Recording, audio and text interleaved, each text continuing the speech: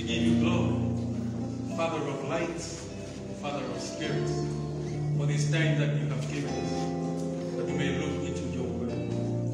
We pray for your anointing upon our lips and upon our ears, that your word may find room in our hearts. Let it dwell richly in us. Let it bear forth 100-fold of fruit to the glory of your holy name. Prevail, O Spirit of the living God. Prevail in our midst. In Jesus' name we have prayed. Amen. Amen. Praise God.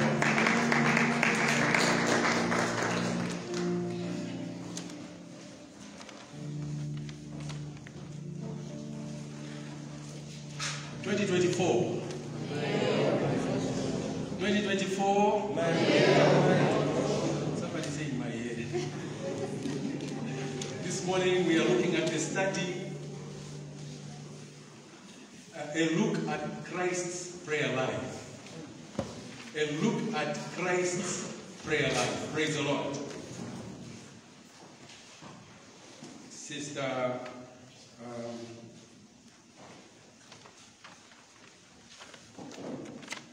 Skazwe has already laid the foundation of the ministry this morning.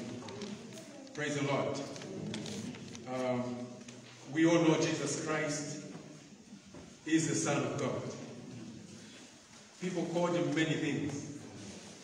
Some called him the Son of David. Amen? Some called him a deliverer. Some call him a lot of things. We know that he is the Son of God.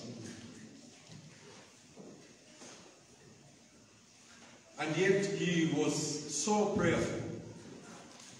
Some of us think because he was the Son of God, he didn't even need to pray.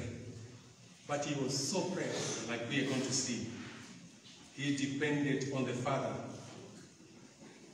Christ had a relationship with the Father that we have not yet understood. He was so close to the Father. He was in fellowship with the Father.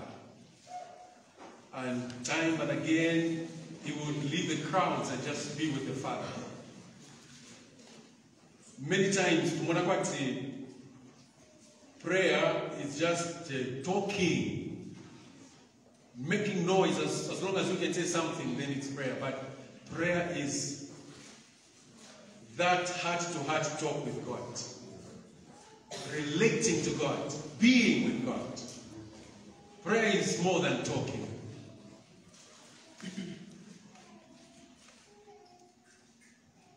Prayer can even be a silent prayer. You know, like it is in a relationship. People who love each other, they like to spend time with each other. Just being with the other is enough. Amen? Just being with the other is enough. So, prayer can be like that. It is a relationship with God. Just being with God. Away from everybody else, just being with God. Prayer can be somebody just laying prostrate before God. Saying nothing, just laying prostrate before God. Prayer can be somebody just shedding tears before God. No words. Amen. Moses tells us that he was lying prostrate before the Lord for many days after Israel had sinned. Moses was just lying before God for many days. It was a prayer. It was a prayer. So, Christ was a very prayerful man. So anointed of God, and yet so prayerful. What about us? You have to bulldoze some people to pray. The prayer meeting is the least attended meeting in church today. Am I saying the truth? It is the least attended meeting today. When you just say prayer, somebody's mind is put off. So a church where a prayer meeting is the most attended meeting is a mature church. A church where people attend more than they attend parties. That is one mature church. I pray that the Lord may change our mindset concerning prayer today. Hallelujah. Let's turn to Luke chapter 3, verse 21 and 22.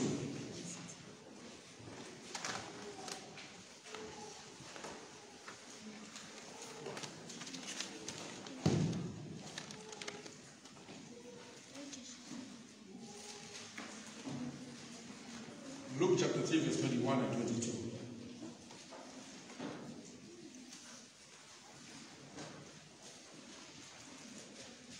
When all the people were baptized, it came to pass that Jesus also was baptized.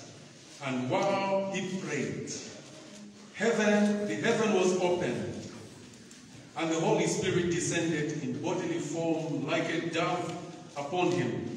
And a voice came from heaven, which said, "You are my beloved Son, in you I am well pleased."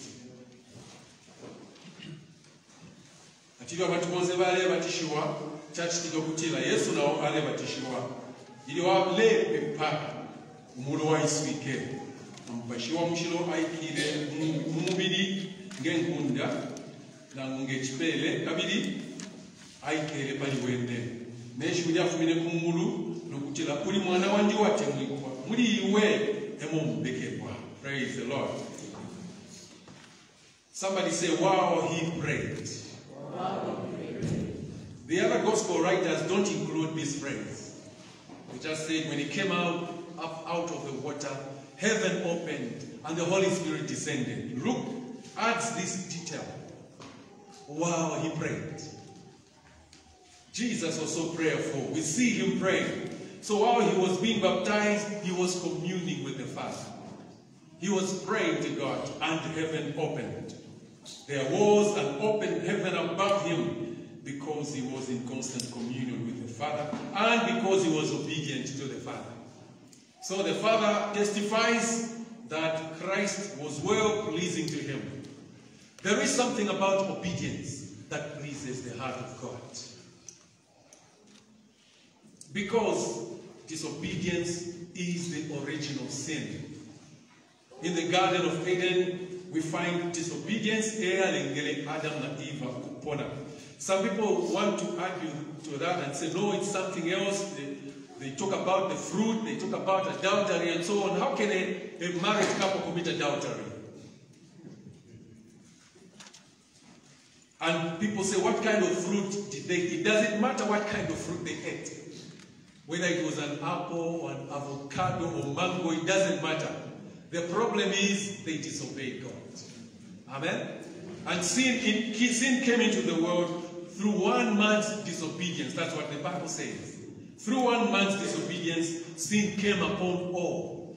So disobedience is the original sin. And so a person who obeys God pleases the Father a lot. That's why the Father is able to testify about Jesus. In him, I'm well pleased. Because even in Hebrews, the Bible tells us he learned obedience through suffering. Christ learned obedience through suffering. So Christ was a prayerful man. He prayed a lot. He would have overnight meetings alone in the mountains or in the wilderness. He knew something about prayer. Because prayer is communing with the Father. Amen. It's not just about making noise. Some people think you kick tables and jump up and about. They call that a powerful prayer. Sometimes you will find you're just making noise and God is not even there. Prayer can be quiet, but it's still powerful. As long as it comes from the heart. From a life of obedience. Praise the Lord.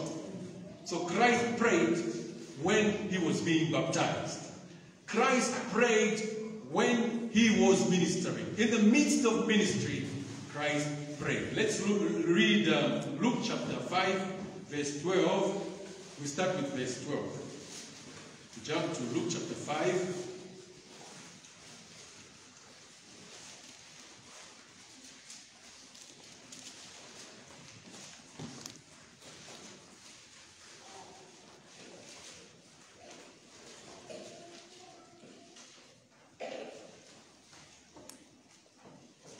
Verse 12, let's read verse 12 to 18. Verse 12 to 18. And it happened when he was in a certain city that, behold, a man who was full of leprosy saw Jesus. And he fell on his face and implored him, saying, Lord, if you are willing, you can make me clean. Then he put out his hand and touched him, saying, I am willing, be cleansed. Immediately the leprosy left him, and he charged him to tell no one. But go and show yourself to the priest, and make an offering for your cleansing, as a testimony to them, just as Moses commanded. However, the report went around concerning him all the more, and great multitudes came together to hear and to be healed by him of their infirmities. So he himself often withdrew into the wilderness and prayed. Now it happened on a certain day, as he was teaching, that there were Pharisees and teachers of the law sitting by, who had come out of every town of Galilee, Judea and Jerusalem, and the power of the Lord was present to heal them. Then behold, men brought on a bed a man who was paralyzed, whom they sought to bring in and lay before him. Praise the Lord. So we are seeing here Jesus Christ ministering healing to a man that had leprosy. Now, leprosy is a very nasty disease. It can cause you to lose your limbs. You lose your fingers, you lose your toes, because it's a very nasty disease. And Jesus Christ heals that man. Praise the Lord. It's a tremendous miracle. It's a tremendous miracle. He heals that man, and he tells people not to speak about it, but a report goes about. Amen? A report goes around concerning him, and it brings great multitudes to gather and hear him. Okay? By some to hear the word of God and to be healed of their infirmities. Okay? And after that, in verse 16, the Bible tells us he withdraws, goes into the wilderness and prays. Praise the Lord. So amidst ministry, Christ was still prayerful. He knew the importance of prayer even in the midst of ministry. He would not put off prayer. He would withdraw. 2024.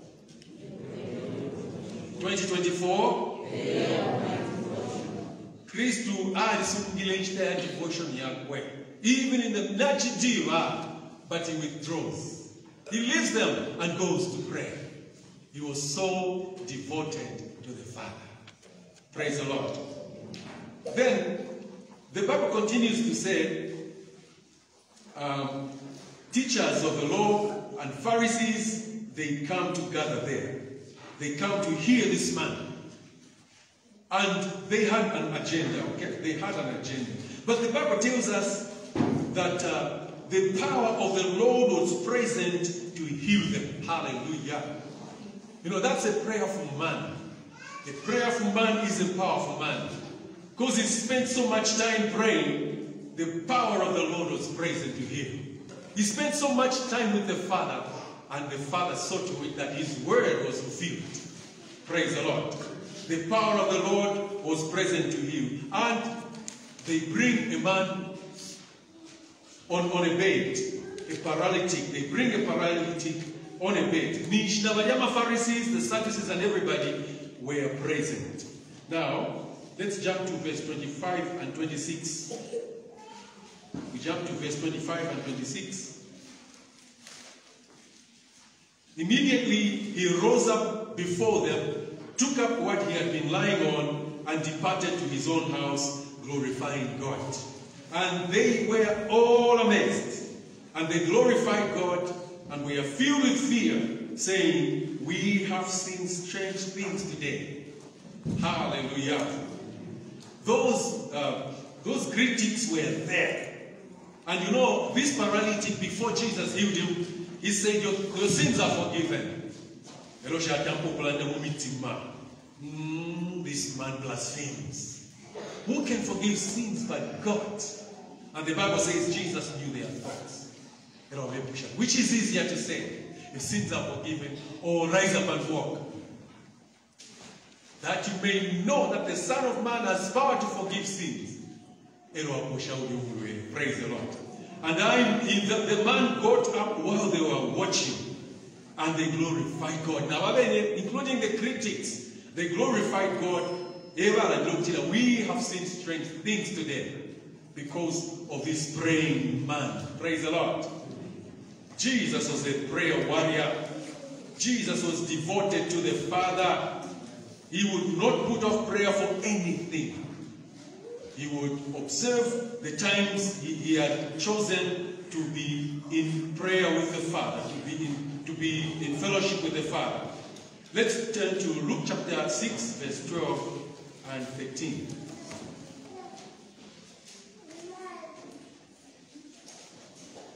Luke chapter 6, verse 12 and 13.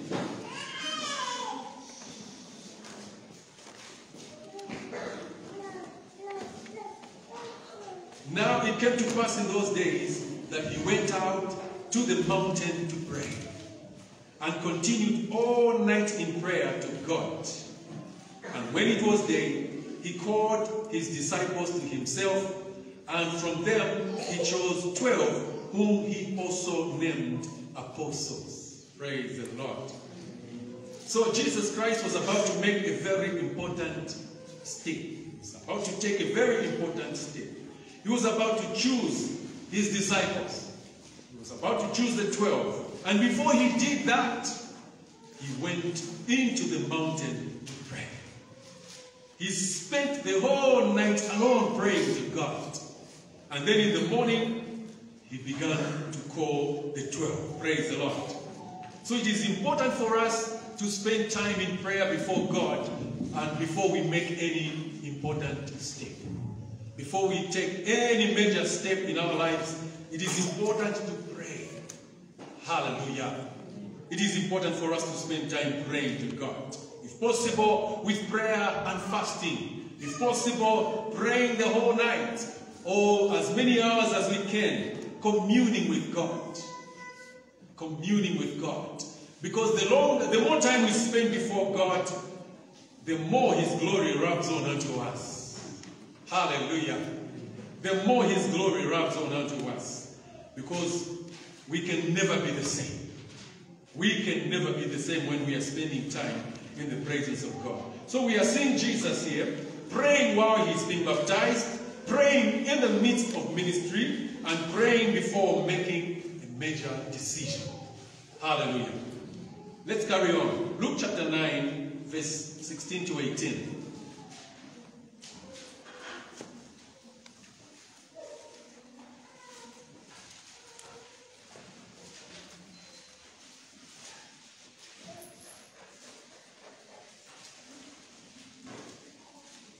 Luke chapter 9, verse 16 to 18.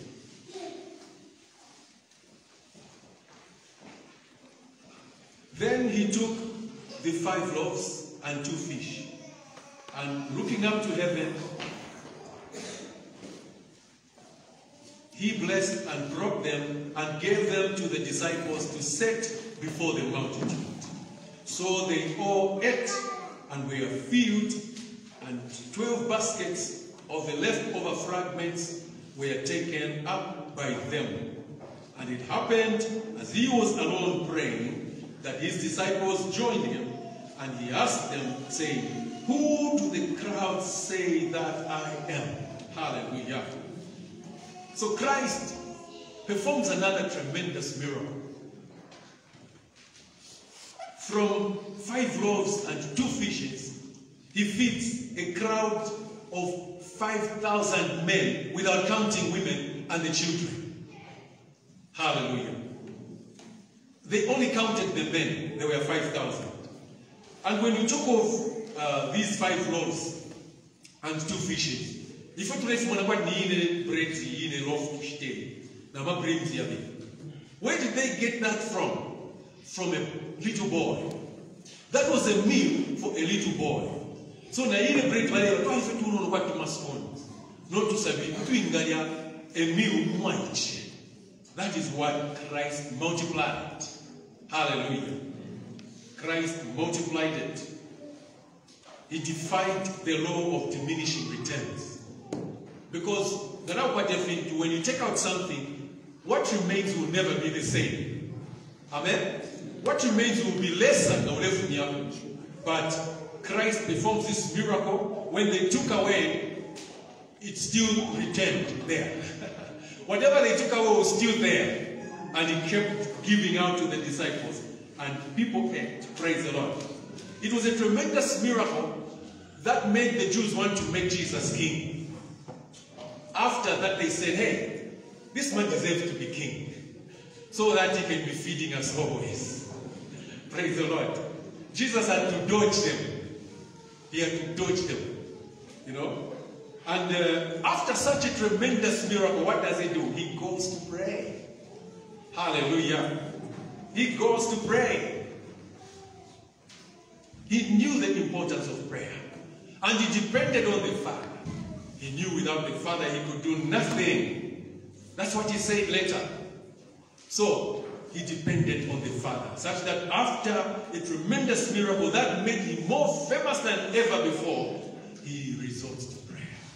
He goes to pray. May the Father help us to depend on him. Even when we are being used of him, may it never get to our head.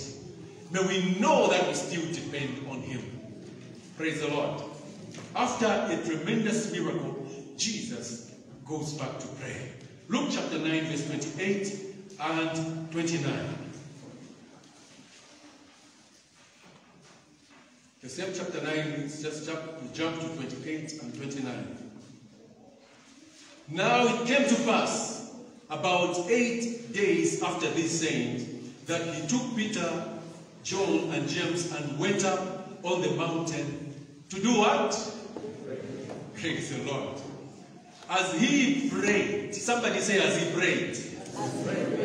The appearance of his face altered, and his robe became white and glistening. Praise the Lord. So this was on the Mount of Transfiguration. Jesus takes 3 of his disciples and he goes there to pray. He went up on the mountain to pray. So we see him praying alone and also praying with others. Praise the Lord. He was not a loner. Sometimes he would pray with his disciples. And what a blessing it was for these 3 guys. Peter, James, and John. To witness Jesus praying. Hallelujah. And the Bible says as he prayed, it became glorious. Praise the Lord. Even his garment became glorious. It became as white as anything. You know, whiter than any bleach can make it. That's what the Bible says. It was a glorious moment. But what I want us to focus on is he was praying.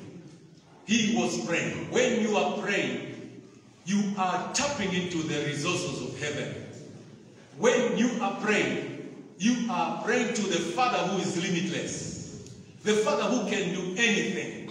So when you are praying, you ought to pray in faith. Knowing that the things you are asking, the Father will do. Because the only things that we receive from the Father are those for which we believe him.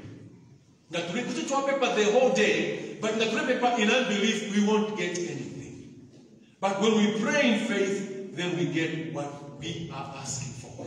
Praise the Lord. So Jesus Christ prayed before and during the transfiguration. People, you can experience the glory of God as you pray faithfully to God. You can experience his glory in one way or another.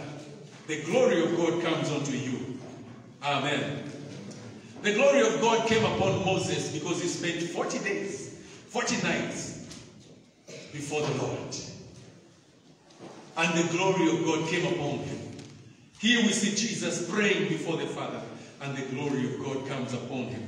The glory of God can come upon you as well as you pray before the Lord. May the Father inspire us to spend time before him in prayer. May we be faithful in our devotions. Hallelujah. Jesus was so devoted to the Father. He was so devoted to the Father.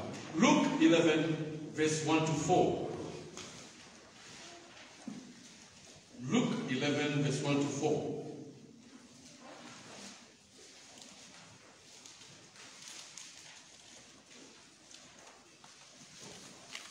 Now it came to pass, as he was doing what?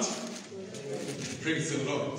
In a certain place, when he sees that one of his disciples said to him, Lord, teach us to pray, as John also taught his disciples. So he said to them, when you pray, say, Our Father in heaven, hallowed be your name. Your kingdom come, your will be done on earth as it is in heaven.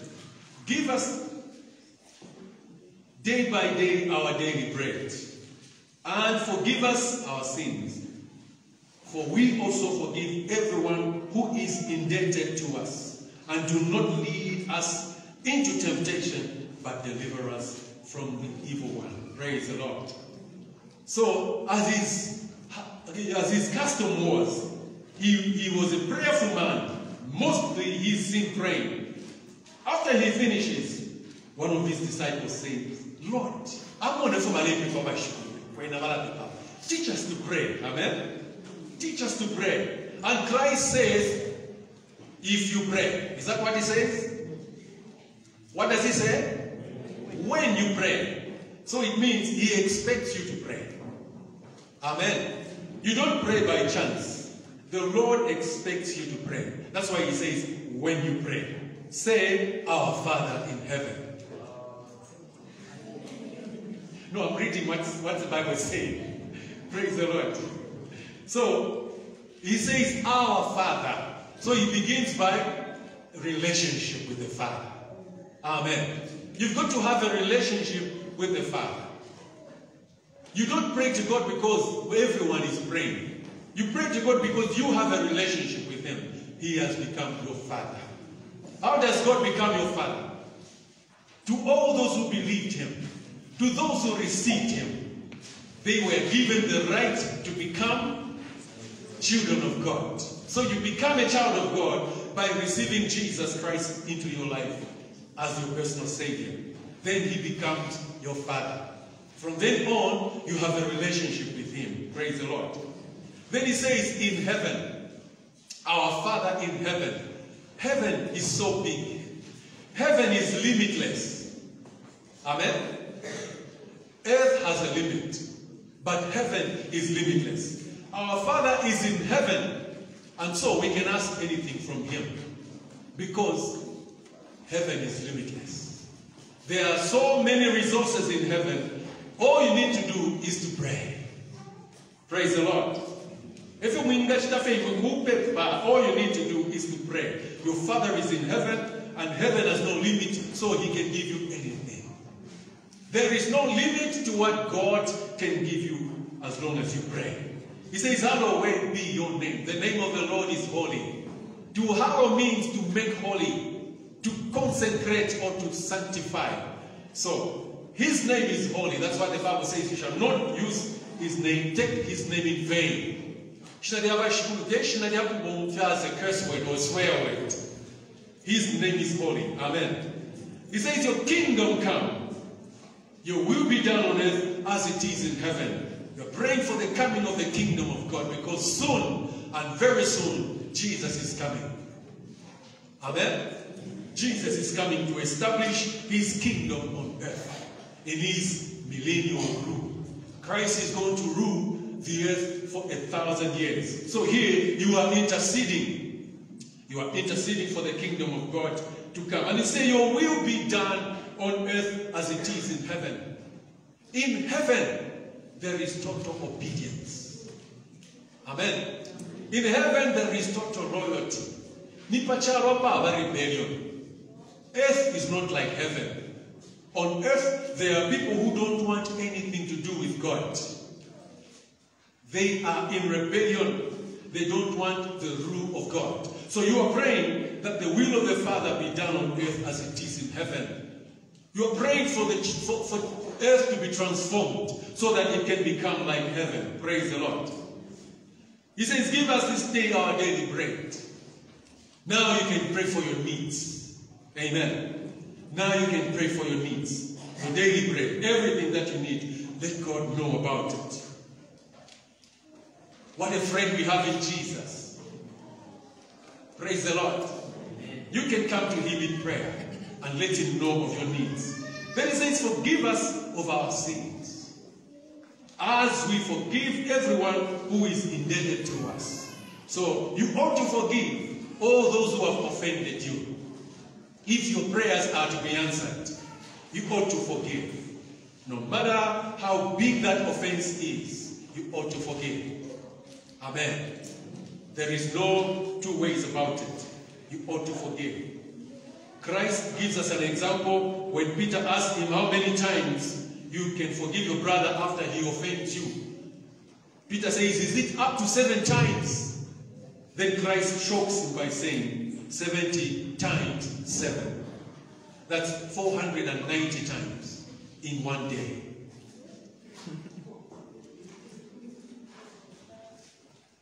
No one can offend you that much in a day.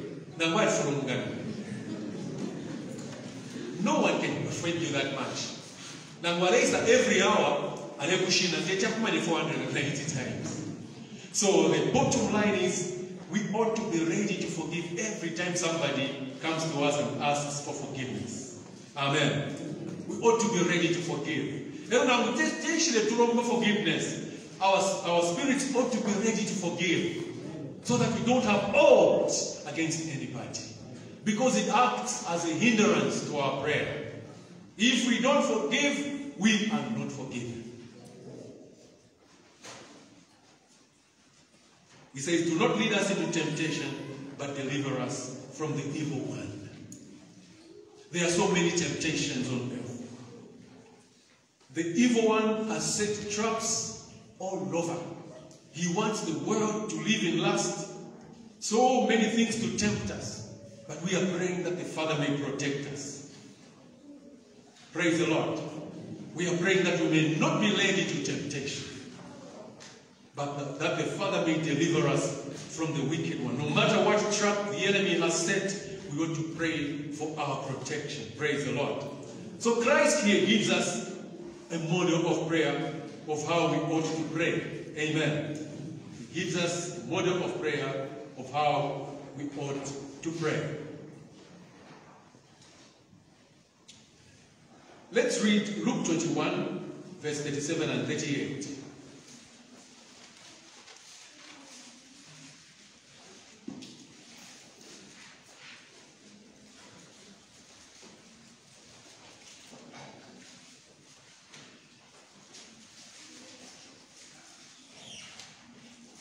And in the daytime, he was teaching in the temple.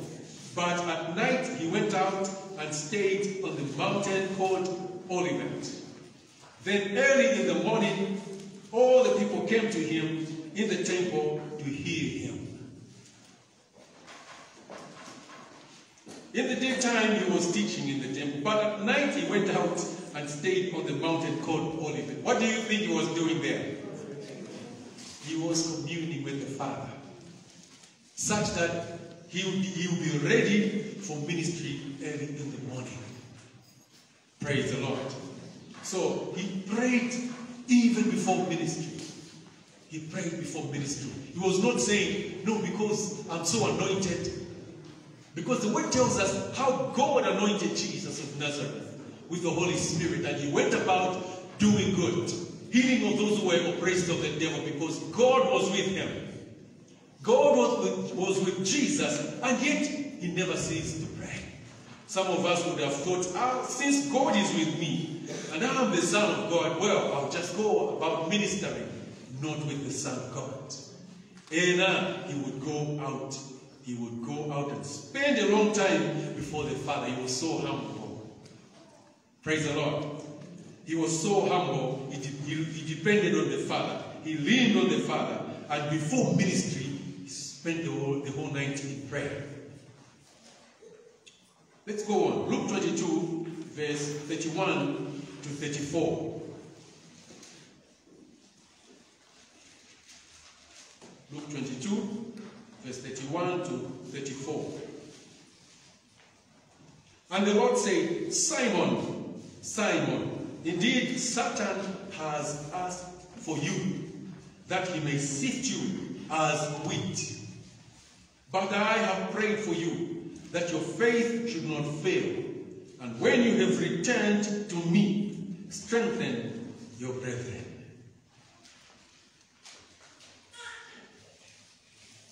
But he said to him, Lord, I am ready to go with you, both to prison and to death. Then he said, I tell you, Peter, the rooster shall not crow this day before you will deny 3 times that you know me. Praise the Lord.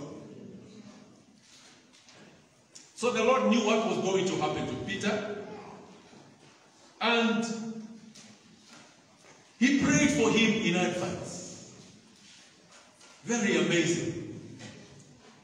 The Lord prayed for Peter in advance, that his faith should not fail, and that when he's restored, so the Lord knew Peter had not born at one time.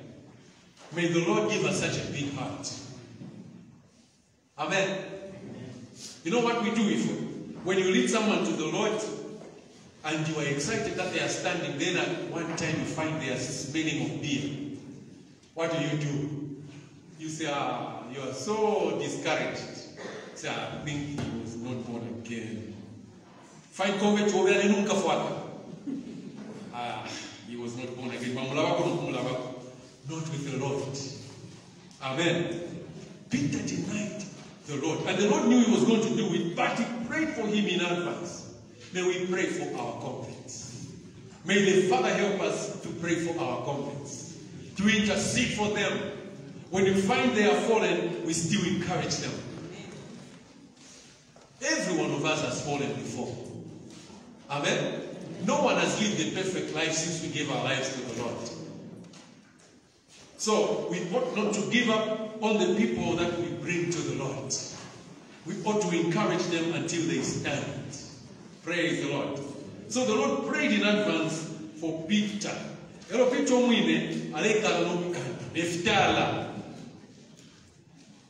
will go with you to prison. I'm ready to be killed for you. But what happened when the rubber meets the road? What happened? No, he swore that he never knew the Lord. And Jesus was there looking at him. But Jesus foresaw the future. Amen. He still prayed for him. And Peter was restored finally. And he is one of the pillars of the church. Praise the Lord. So may the Lord help us to pray, to intercede for the people we bring to him, even when they fall, and never to give up on them. Amen. John 17, verse 1 to 3.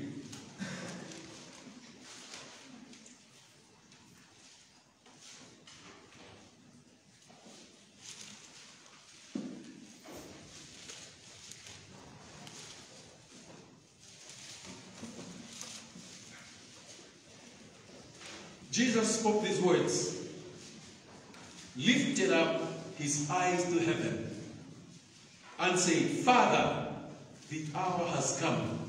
Glorify your Son, that your Son may glorify you.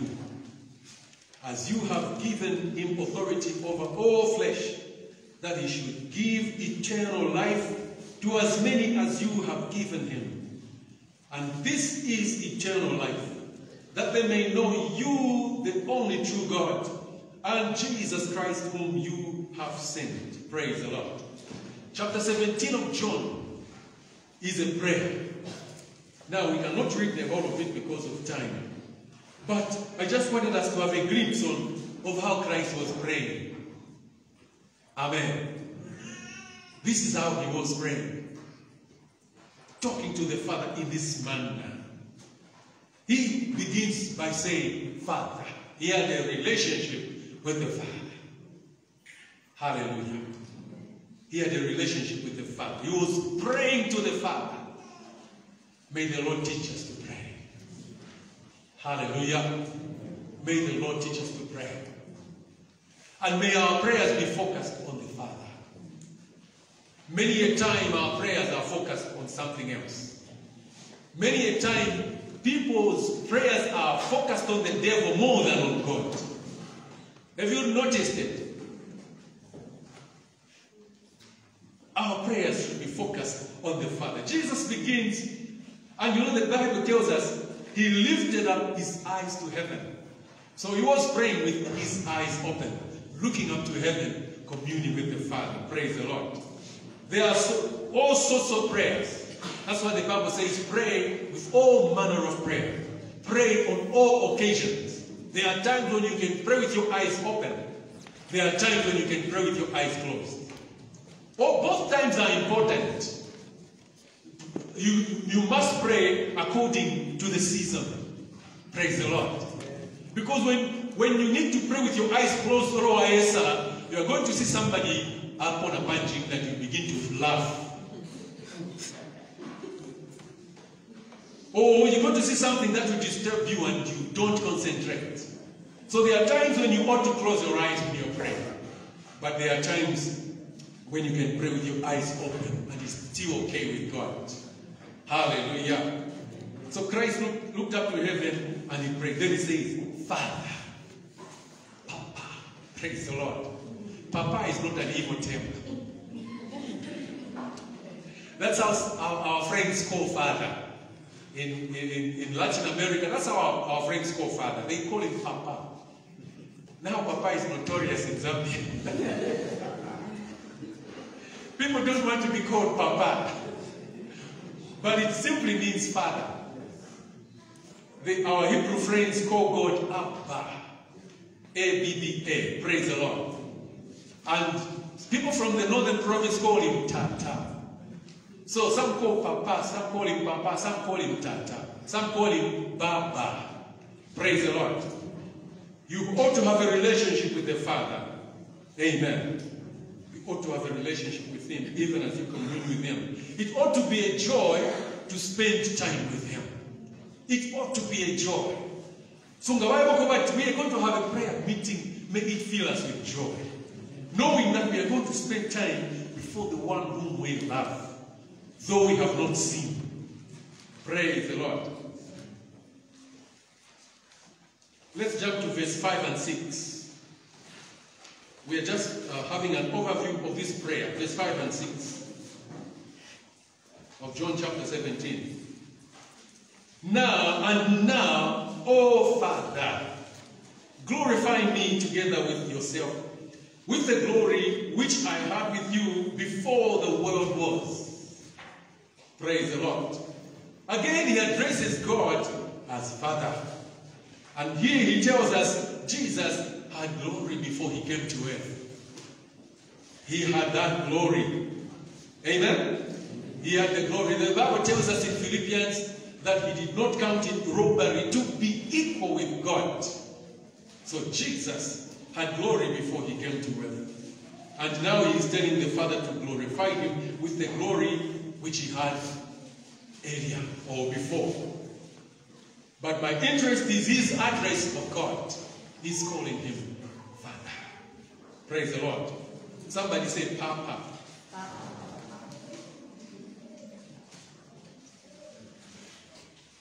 Let's jump to verse 21, or verse 20 and 21 of John chapter 17. Verse 20 and 21.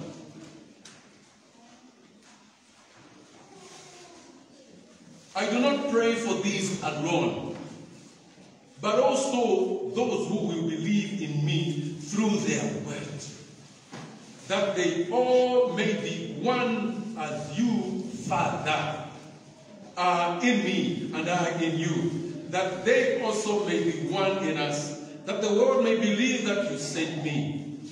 And the glory which you gave me, I have given them, that they may be one, just as we are one. Praise the Lord.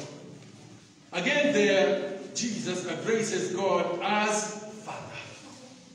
There is this deep relationship between him and God. And in prayer, it comes out. In prayer, it comes out. Prayer has a way of revealing your mindset. Prayer has a way of revealing your heart. Prayer has a way of revealing whether you are praying in faith or you are praying in unbelief. Prayer has a way of revealing whether you read the Word of God or not. Your prayer will tell you. You don't need to say it out. Your prayer will reveal you. Praise the Lord. Now people will be scared to pray in church.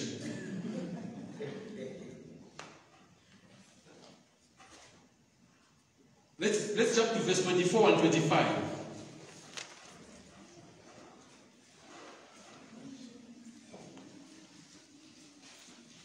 Father, I desire that they also whom you give me may be with me where I am, that they may behold my glory, which you have given me. For you loved me before the foundation of the world. O righteous Father, the world has not known you, but I have known you, and these have known you, have known that you sent me. Praise the Lord. So Christ desires that those who believe in him will be with him in glory, that they may see his glory. The glory that he left in heaven, those who belong to him are going to see it. Amen? And then he says, you loved me before the foundation of the world. So the Father loves the Son. Hence, this close relationship. Amen. The Father loves the Son. He loves him. He loves him so much that he wants to spend time with him. He likes to spend time with him. Then Jesus calls him righteous Father. Some visions say, Holy Father. Other visions say, Dear Father. It reveals a close relationship. Amen. And then Jesus says, he prays for his disciples. The disciples are now convinced that the Father sent the Son. They have now understood that the Father sent the Son. So they are closer to him now. They know why he came. Praise the Lord. So he's interceding for them. He is praying for them. That was just an example of an actual prayer. We witnessed Jesus praying to the Father. But if you are relating with the Father, it may not be but in that quietness. But if you are pulling heart to heart talk with the Father. Praise the Lord. Christ was prayerful all the way. Luke 22 verse 34. Or 23, sorry. Luke 23 verse 34.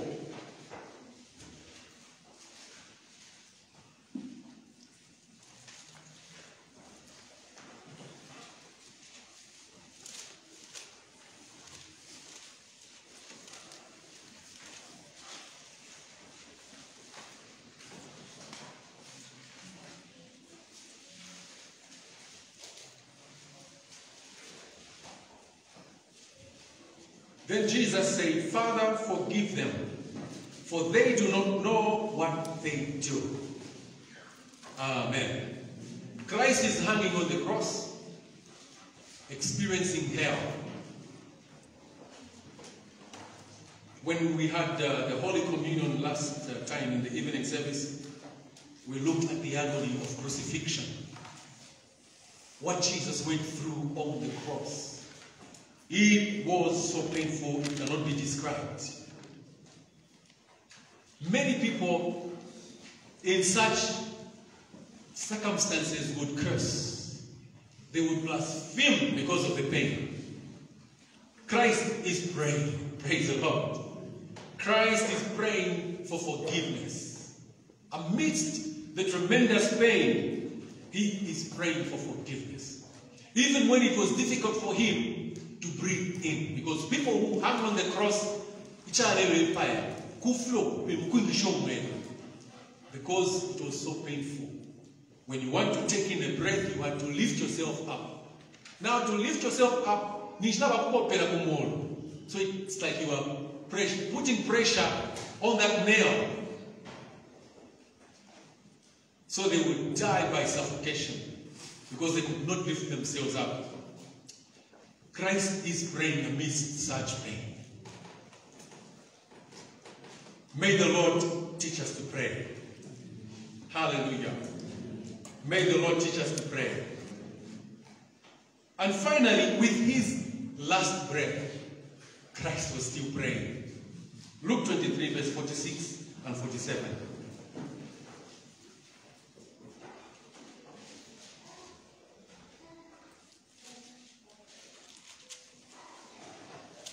And when Jesus had cried out with a loud voice, he said, Father, into your hands I commit my spirit. Having said this, he breathed his last. Hallelujah. Father. His focus is still on the Father. Even as he is dying, as he is breathing his last, he commits his spirit to the Father. He is communing with the Father still. He is in fellowship with the Father. Praise the Lord. Christ was praying all the way, from the beginning to the end. He was a prayerful man. He was a son of God, but he was relying on God. He was so in fellowship with the Father, so dependent on the Father, so reliant on the Father. Even though he could do mighty things, he still relied on the Father.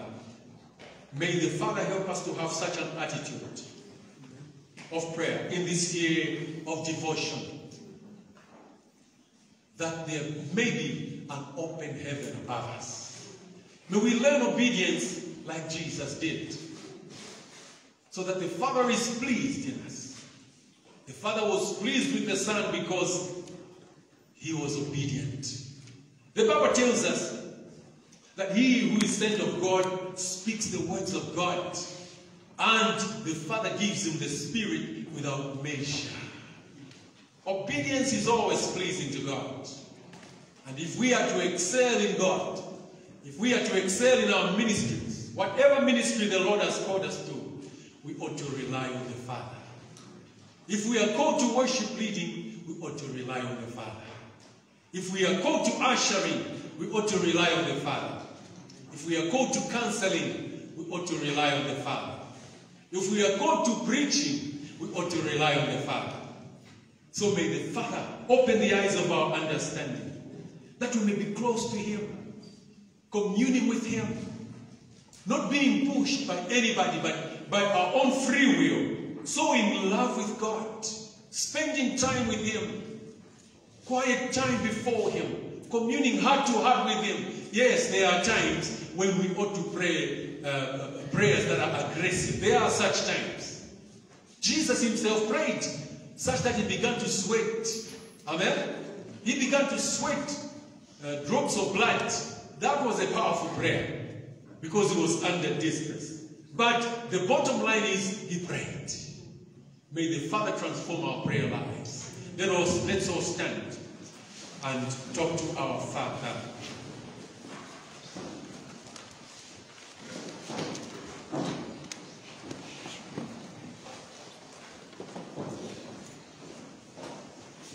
I'd like us to spend time before God. I know the Lord has spoken to us this morning. Let's talk to him. Let's pour out our hearts before him. Let's ask him to have that relationship with us like Jesus had. My desire, my desire, my desire.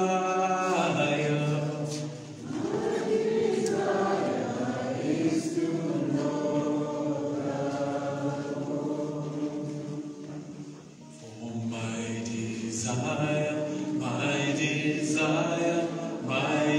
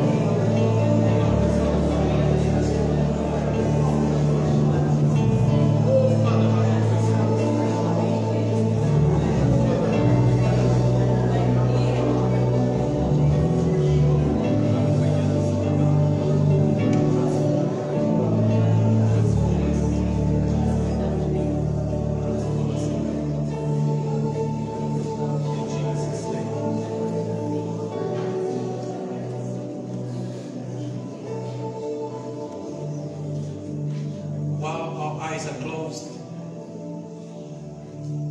if you are in our midst and you are saying in your heart, I want to be a child of God, I want to be born again, so that I can also have that relationship with the Father. You can be born again here and now. Wherever you are, you can just indicate by raising your hand. We will lead you to Jesus. Thank you for that hand. Is there anybody else who is saying, I want to give my life to Jesus? I want to be born again so that I can have that relationship with my Father. Praise the Lord. Our sister, just come to the front.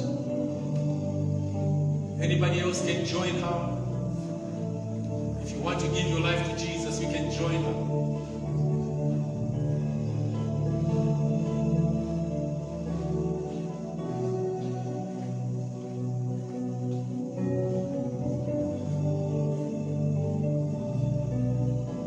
Let's intercede for these as we lead them to the Lord. Let me have counselors.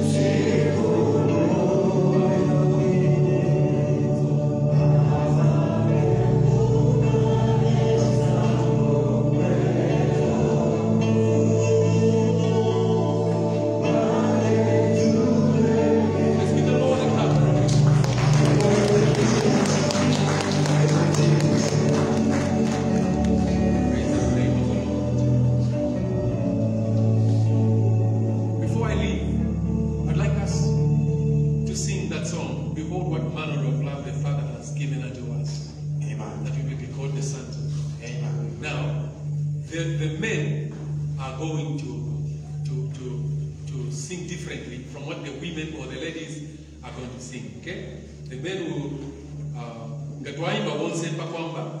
then the ladies will continue with the stanzas while the men will go to the chorus. That we should be called the sons of God. So the Twaibamo wants ladies, you continue with behold what manner of love. Then the men will go to the chorus. And then Mr. Tulechinjana. Okay? Let's have tenors there. I can see Brother Mali there. Let's have tenors there. Let's have bass. I want all kinds of voices to be heard. So let's go. Let's have the higher key. Yes. So let's go.